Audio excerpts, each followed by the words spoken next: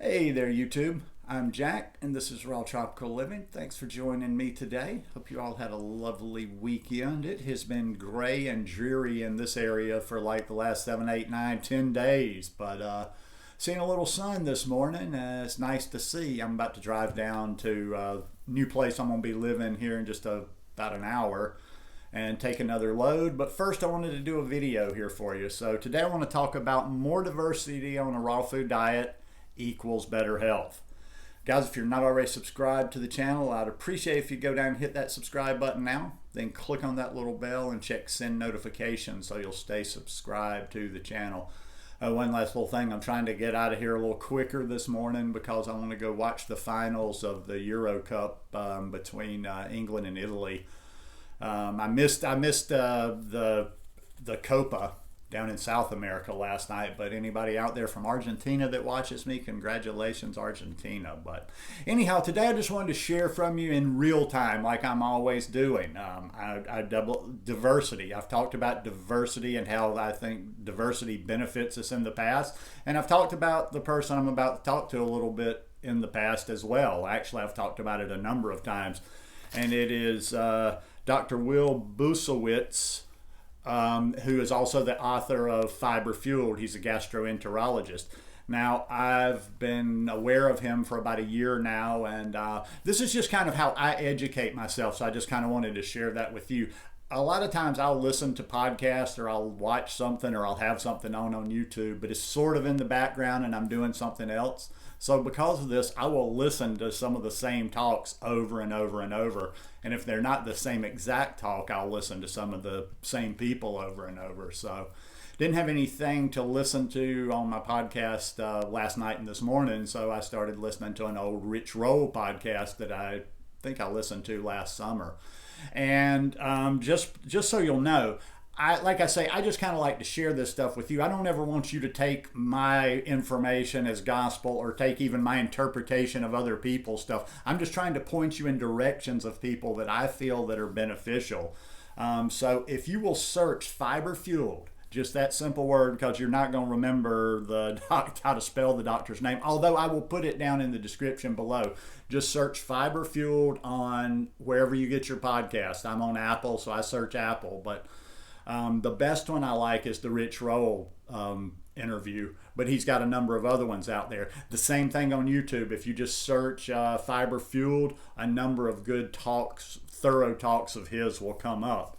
So, like I say, and I'm always adapting, tweaking, not completely changing, but changing my mind on things. I didn't put it near as much emphasis on diversity, I don't know, 4 years ago.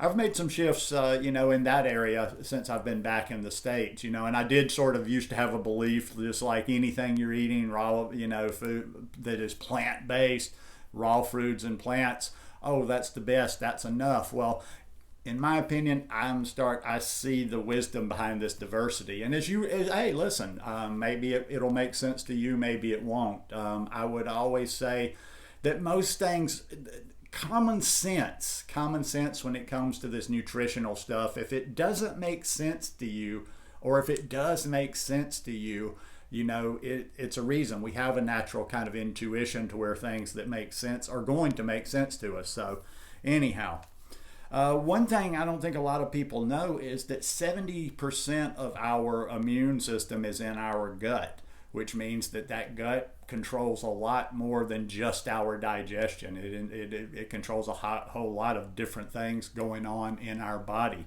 Something else that he was talking about, and this might be fun just to do. I'm going to do it maybe when I get settled from this move. I will do it. You might want to do it just to see where you are.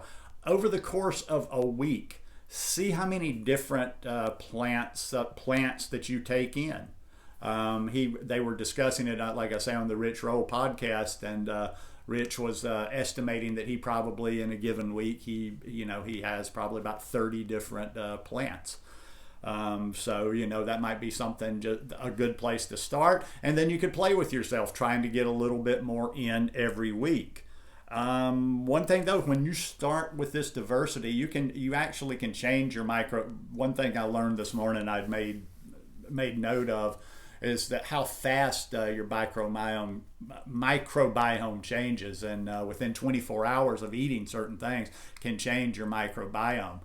Now there's also, I remember talking about this in another video. There's a lot of things out there, like I've talked about some of the things that I've been incorporating to try to make it easier to get that diversity.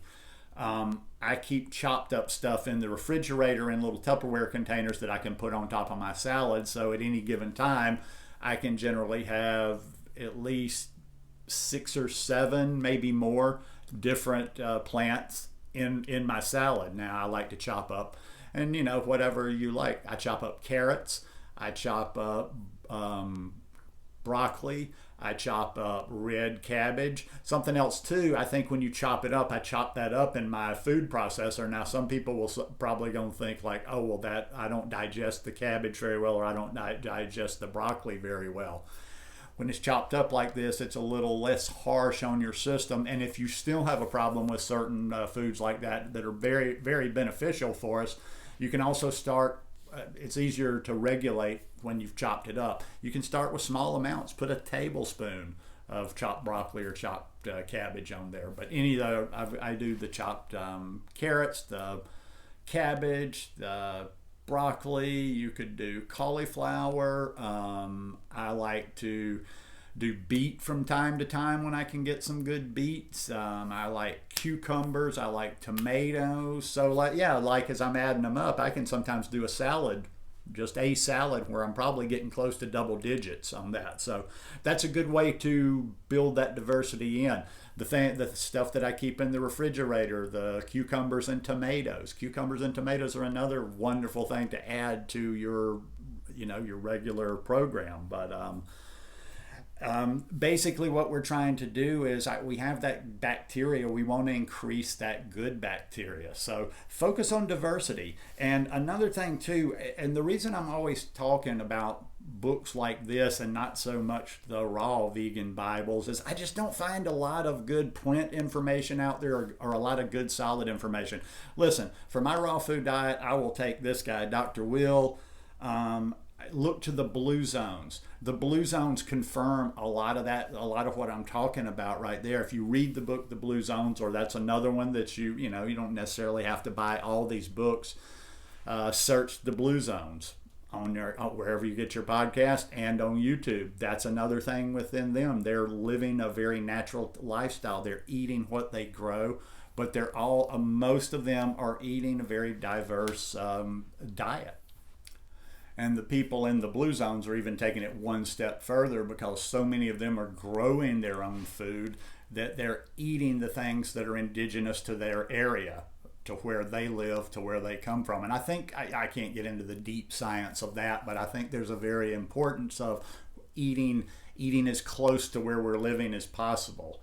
But in the end, we're just all doing the best we can. But I think, like, if you just wanted to water it down a little bit, is just like try to get as many different plants in each week as possible.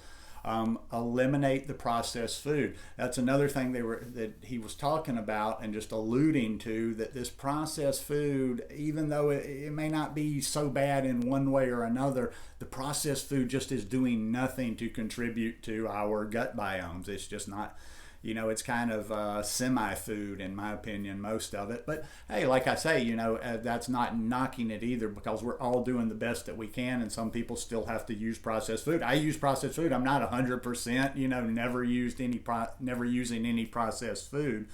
So like I say, just try to focus on doing the best that you can. But like I say, I like to share things like this with you, because I want to make it really clear. And listen, there's a number of people out there. Follow me, or don't follow me. Just try to explore some of these things, verify them for yourself.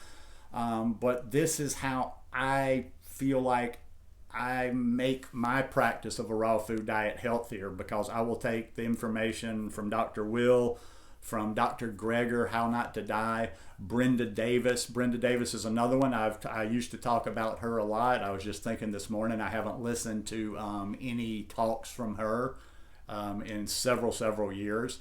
And she's the only one that, I don't think she's fully raw, but she has a book she has one, Becoming Vegan, one, Becoming Raw.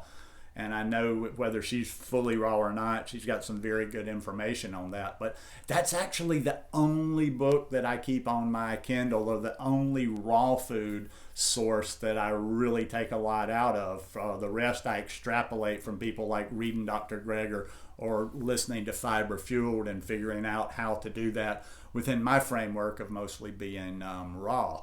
And once again, they're talking about in there the beans, the legumes.